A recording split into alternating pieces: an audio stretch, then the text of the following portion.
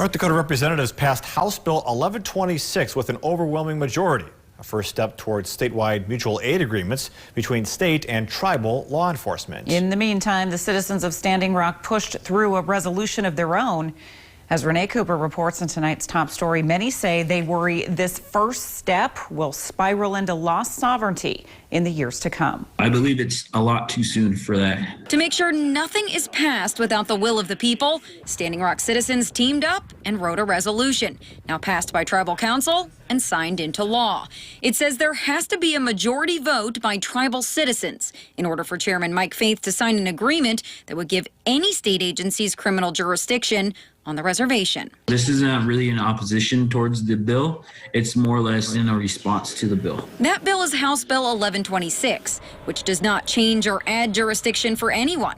What it would do is allow but not require tribal officers to assist on calls to state agencies. The next trooper could be over an hour away, but there would be a tribal law enforcement officer that might be 10 minutes away, and they can come and be the backup officer to a situation that's occurring or pursuits that happen almost every single day. Last year, just with our agency, they over doubled, in fact. Sergeant Jenna Clausen-Hubrights, who played a big role in drafting the bill, says this would remove any liability associated with keeping the situation under control until Highway Patrol arrives. She says because it does not give any extra arrest authority to the state or tribes, tribal chairmen wouldn't necessarily need to sign it. So a referendum vote of the people wouldn't be required either. In true government to government, that should not happen that way. What are your biggest concerns with this bill, if any?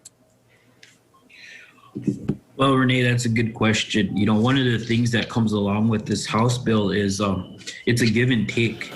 You know, you're asking for assistance, but at the same time, what is it that you want out of it? After hundreds were arrested during the Dakota Access Pipeline protests 5 years ago, many in Standing Rock are left hesitant about agreements beyond the bill. There will be public meetings for people to come to. There will be notices sent out in county courthouses and newspapers. Obviously, a lot of citizens on the reservation don't get the Tribune or whatever else that it would go out in. How will we make sure it gets to the tribal nations? So there's actually state law that requires how those are posted, and then we will be having conversations, of course, with each tribal nation, how the message is best sent out. Pretty Bear says Standing Rock is not ready to allow the state any added jurisdiction. Only time can tell if any of those agreements are going to happen, but right now I don't foresee it in the near future. I know we will work closely with the state. Our jurisdiction is our jurisdiction, and that's the way it's going to stay. Reporting for KX News in the capital city, Renee Cooper. Pretty Bear adds that because of this resolution, any attempt by state lawmakers to affect jurisdiction on tribal lands, not just with law enforcement, will have to be approved first by the citizens of Standing Rock. House Bill 1126, meanwhile, is now in the hands of the Senate. An update now to pass along to you.